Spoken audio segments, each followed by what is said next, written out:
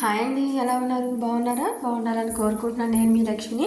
వర్షాలు అయితే పడి తగ్గినాయి కదా, కొంచెం అసలు ఎలా ఉందా ఏంటో క్లైమేట్ అని అయితే పిల్లలు వచ్చేలోపు ఒక రౌండ్ అయితే వేద్దామని సైడ్ అయితే వెళ్ళారనమాట. అసలు మొత్తం అంతా కాలువలో చెరువులు మునిగిపోయినట్టయితే సాగర్ ప్రాజెక్ట్స్ అంటే ఇవన్నీ కూడా మొత్తం ఇదైతే అయిపోయింది. ఇది మాత్రం నాకు చిన్న క్లిప్ తెలిసిన వాళ్ళు పెట్టారనమాట, నేను అక్కడికి వెళ్ళలేదు.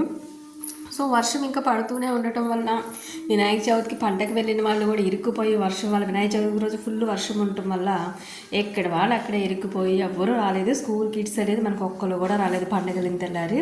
సో ఇంకా అసలు ఏం చేయడానికి లేదు, చెక్కేస్తుంది అనమాట. ఇప్పుడు నేను బయటకు వెళ్దామా అన్నా సరే ఫుల్ వర్షం వస్తూ ఉంది, చినుకులు పడుతూ అట్లా ఉన్నాయి. నాకేమో కొంచెం వర్షంలో బయటకు వెళ్ళినా సరే ఇంకా హెల్త్ ప్రాబ్లం వచ్చేసేస్తుంది. అసలు ఏం పని చేయడానికి లేదు, ఏం చేయడానికి లేదు, కనీసం వీడియోస్ చేసుకోవడానికి బయటకు వెళ్ళడానికి లేదు. వర్షం స్టిల్ అలా పడుతూనే ఉంది. బయట ఎవరితోనా సోది పెడదామా కొంతసేపు అనుకుని చూస్తే బయట కూడా అసలు ఎవరో కనిపించట్లేదు. ఇప్పుడే జస్ట్ ఒక ఆంటీ అయితే వచ్చి బయట అయితే క్లీన్ చేసుకుంటున్నారు. సో మనం పని పాట లేకుండా కూర్చుని మనం పని చేసుకునే వాళ్ళు పని చేయడం ఎందుకులే అని చెప్పేసి ఆమెనైతే జస్ట్ పని అయిందా ఆంటీ అది అని చెప్పి అయితే ఒక 2 minutes అయితే పలకరించేసి నోరు మూసుకుని వెళ్ళిపోయారు. నిజంగా ఇలాంటి ఫ్రీ టైం దొరికినప్పుడు వీడియోస్ కోసం వెళ్తే చాలా బాగుంటుంది. ఈ మధ్య అసలే హెల్త్ ప్రాబ్లం ఉండటం వల్ల అస్సలు బయటకు వెళ్ళట్లేదు, వీడియోస్ తీయలేకపోతున్నాను.